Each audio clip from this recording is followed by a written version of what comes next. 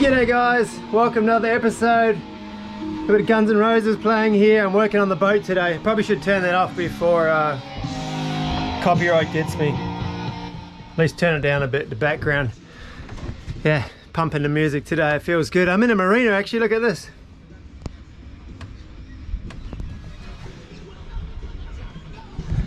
Haven't had this view for going on 4 years when I left Gladstone, when I cleared out of Gladstone. I'm in Townsville right now, Breakwater Marina, and I came in here yesterday and I'm staying about 4 or 5 days. I needed a break after the travelling south, and I figured why not come into the marina and get some stuff done and you know, just have a proper relax, because I really was worn out after that trip down from from Sarong. I've had a couple good sleeps now. I've cruised around the city. I've eaten some nice food. Now it's time to get some work done. Look at this.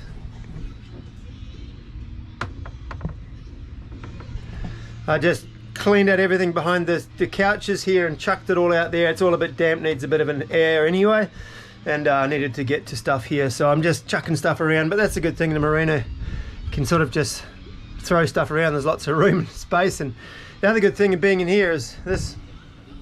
I can plug into the power and let my battery charger equalize all my batteries, so that might actually help them last a little bit longer. Although I am shopping around for lithium drop-ins, so if any of you guys have a contact for a good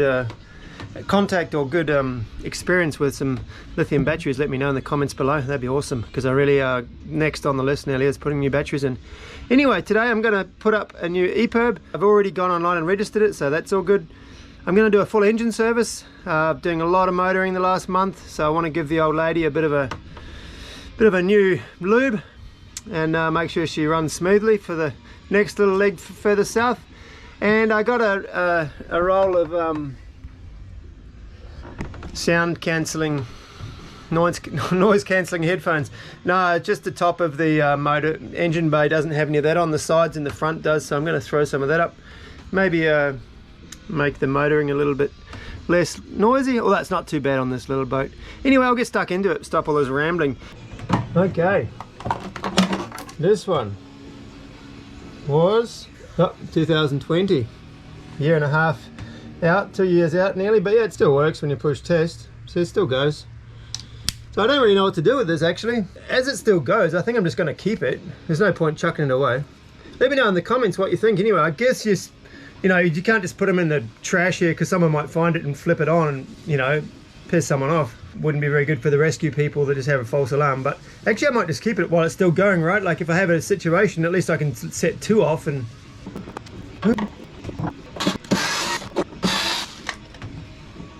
Okay, new one going on.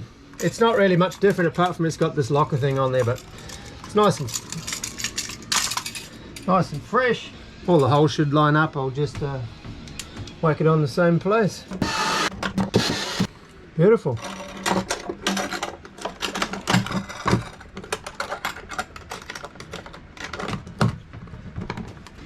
Chuck up this new sticker. Job done.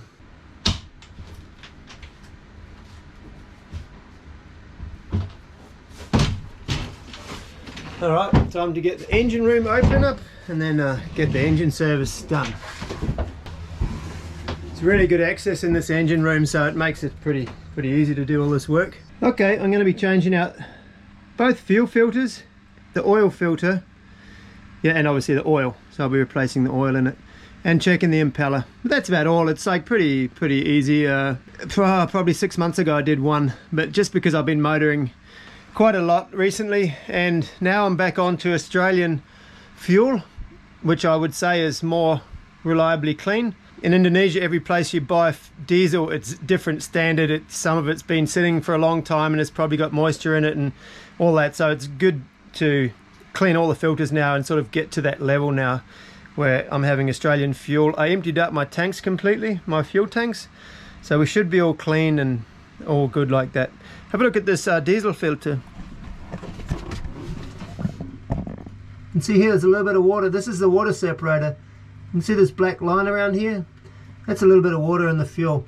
No big deal, but good to see that.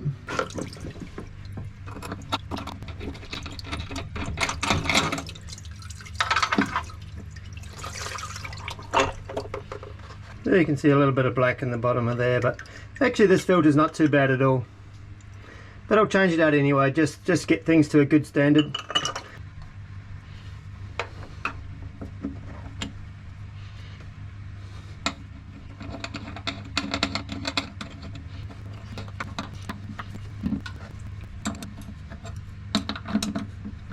Okay, that's the first one.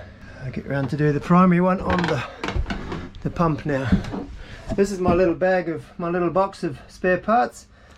I need to replace, every time I take something out I replace it again, so I always carry 2 to 3 of these. This is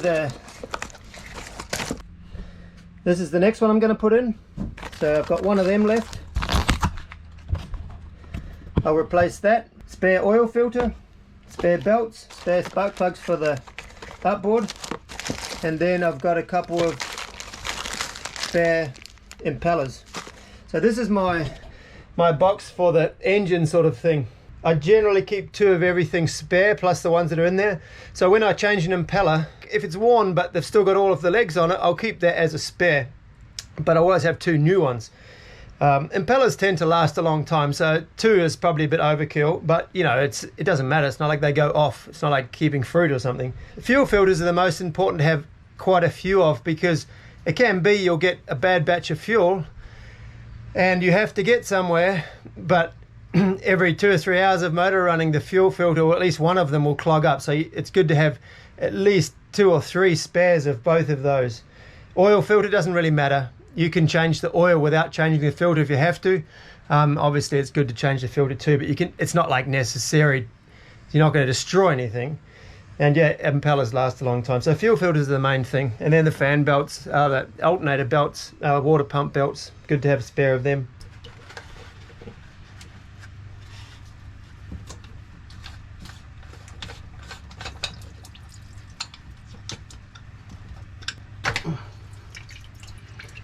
Well, see, this filter looks pretty much brand new still.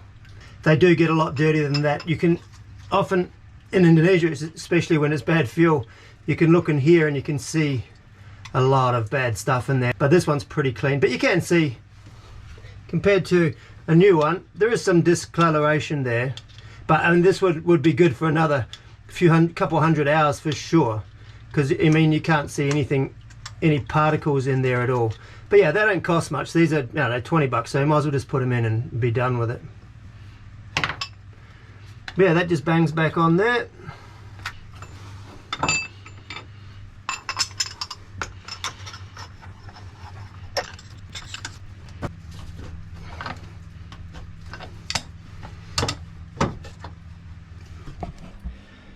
Okay, so that's the fuel filters changed. Now I'm going to fill the fuel system back up. I'm not going to obviously prime the engine again yet until I've done the oil, but I'll fill the fuel system back up. One little tip here I'll give is I added this bulb in here, which helps a lot. So here you've got the little priming pump, but that's slow. That'll take forever to pump that through. So I've added this little bulb in here, and that just, if I turn the fuel back on, this will pump.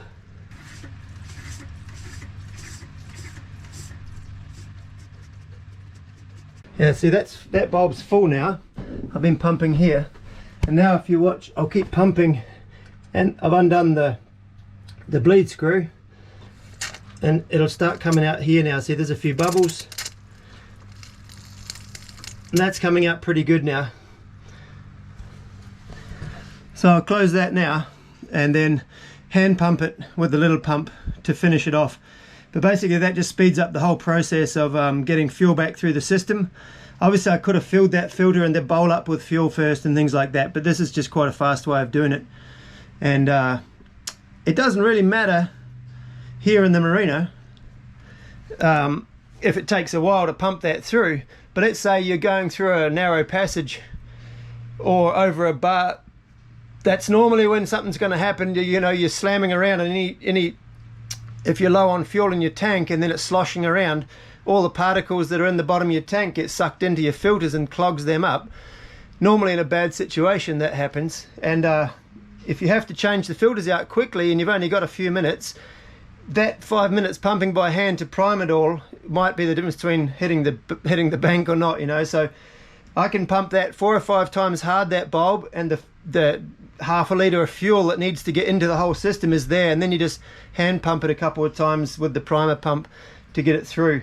And that's a sort of a hack or an upgrade that you can get, you can do yourself. And those little bulbs, they're just the ones out of the dinghy, outboard dinghy fuel system. They cost like $6 or something, you know. Really easy upgrade, and it just speeds everything up and could save your boat, you know, potentially. Anyway, I like that. I'm not sure. Probably some of you will think, oh, it's a sketchy system having a fuel hose, but that's the non-pressurized part of the fuel system. It's before the fuel pump, obviously, so it's not really a big danger. Okay, so that's the fuel system sort of finished. I still have to start the engine and prime the fuel system, but I'll do that afterwards. Now I'm going to change the oil, so that means sucking the old oil out, changing the filter, putting new oil in. Okay, to change out the oil filter, pretty easy. First drain the oil and then take the filter off, replace it, put more oil in. Let's take off the filler cap so it'll drain from the top. You've got dipstick. This is the pump. I pump the oil out with from the dipstick hole. So that goes down in there to the bottom of the sump. You just sort of wiggle it around a bit until you get to the bottom. Put the hose in a bottle and pump. It's quite a slow process pumping this out like this, but it does work, sort of. Okay, next thing is to change out the oil filter. That's a pretty easy process. They're generally not too tight. You nearly just do them up hand tight and they seal pretty well. Now there's no real way of doing this without spilling a little bit, but you just sort of hold the bucket and be relatively quick, but there's always going to be a bit that spills. Okay, so that's pretty black obviously, but you sort of feel around. You shouldn't feel any metal shavings in there, that would be bad, but inside actually looks pretty good too. So while you've got that one there, open the new one, rip the plastic label off,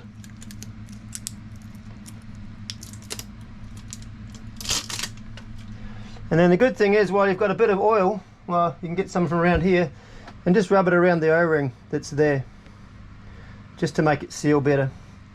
Make sure they're the same ones. 35170, yep, same one. And yeah, just go ahead and screw it on.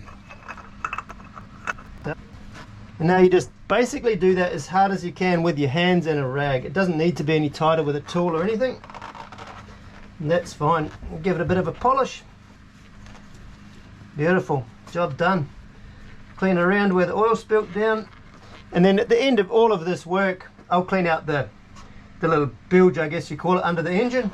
And then if I want to get pretty anal about it, I'll run the engine to make sure that the oil level's right. After a while, when the engine's hot, the oil will go down to the right level, and make sure that the fuel system's purged, all the air's out and the engine's running good. And then when it's nice and warm, I'll spray some degreaser all around the place, around where I've taken the oil out, the fuel out, all that sort of stuff, degreaser, and then spray it down with some water and then clean the whole engine bay. That's sort of what I'll do at the end of all this process, and then she'll be good to go for another half a year.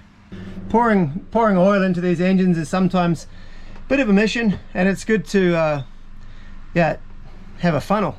I just make my own one out of an old orange juice thing or something, because generally you have to pour on an angle. You can't get in from the top, so you just cut away the side and pour it in like that. It seems to work pretty good.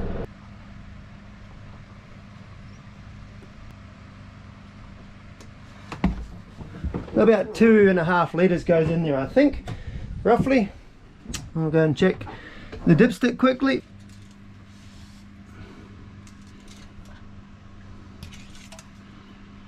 Oh, it's only right on the empty, so I need another 1.5 litres probably. Go and put some more in.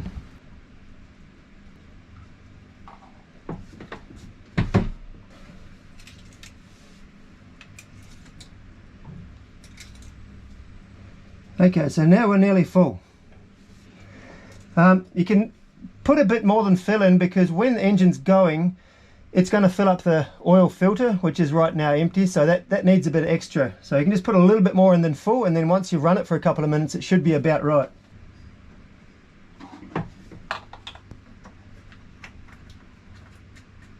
Okay, job is pretty much done. Now I just have to start the engine, run it all up to temperature, make sure that the fuel system's purged, there's no air in there, and we should be good to go. It feels good to give the engine a bit of TLC, especially now that I've used it so much recently. I feel a bit guilty, the little old lady. She's been doing the majority of the work. Yeah, she chugs along all right. I think we're at 2,000 hours now. When I bought the boat at 800. So Indonesia, not a lot of wind up there. You definitely put a few hours on your engine. Anyway, she doesn't seem to complain much, which is nice. All right, I'm going to go ahead and start the engine and make sure she's all good.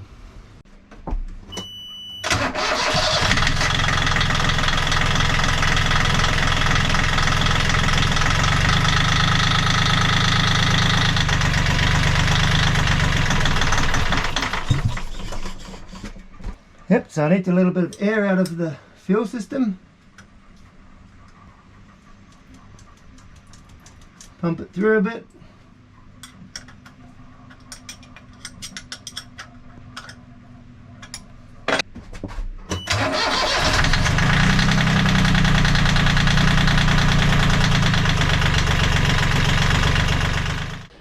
Okay, so like I was saying before, the engine doesn't normally cut out and die with a fuel blockage or air in the fuel or whatever when you're in the marina and you've got plenty of time to sort it out. It's normally in a situation where, well, let's call it a situation. You know, you don't want it to happen, you don't have much time, you might have to throw out the anchor to figure things out, you know, it's a stress moment. So you want to figure it out, and that's why I put the purging bulb on there to help do that. But there's also a little hack. I keep this, I cut a little slit in the soundproofing, put that in there. This is the right tool to open the bleeding screw. So you know that you take this off, you open it up, you open that, you purge it, boom, you're good again. You don't have to hunt through your toolkit for the right spanner. It's always in here, boom. I know that when I close this door, it's in there. It's just another little hack that might get you out of trouble. Anyway, I'm going to crank up this engine now and see if we've made any difference with the noise. Yeah, I think that's actually quite a big noticeable difference. That's amazing. What do you reckon?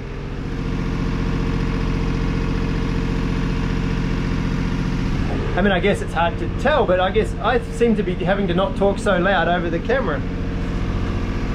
That would be pretty incredible if it made that big a difference. I think it really has. Wow, that cost $20, that panel. It's made out of foam. It probably cost in China about 3 cents, but whatever. It was easy to work with. It had very strong sticky back. It was just a matter of sort of putting it in there, measuring it out, cutting it off, taking the back off, boom, it was in there. This is the stuff here. It's just very easy sticky back, and then it's silver lining on the front. I'm pretty stoked with that. Okay, job done.